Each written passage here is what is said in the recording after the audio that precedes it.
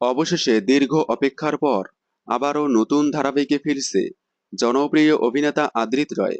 আদৃত রয় বাংলা টেলিভিশনের অন্যতম জনপ্রিয় একজন অভিনেতা, যাকে সর্বপ্রথম ছোট পর্দায় মিঠাই ধারাবাহিকে দেখা গিয়েছিল। তবে এর আগে তিনি বেশ কয়েকটি বড় পর্দার ছবিতে অভিনয় করেছিলেন। প্রেম আমার টু, নূরজাহান ছবিতে অভিনয় করার পর প্রথমবারের মতো ছোট পর্দার মিঠাই ধারাবাহিকে অভিনয় করেন তিনি। মিঠাই ধারাবাহিকের মাধ্যমে তুমুল জনপ্রিয়তা লাভ করেন তিনি।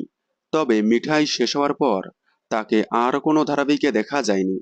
মিঠাই শেষ হয়েছে প্রায় 2 বছর হতে চলল।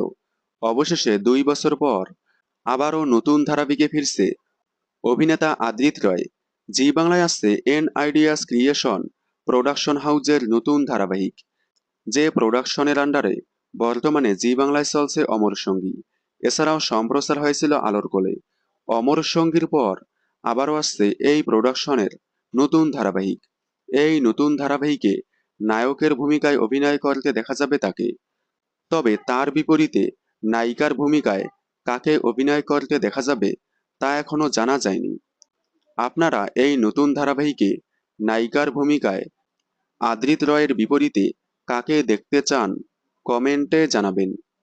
বাংলা বিনোদনের সকল আপডেট সবার আগে পেতে চ্যানেলটি সাবস্ক্রাইব করে পাশে থাকা বেল আইকনটি বাজিয়ে দিন। ধন্যবাদ।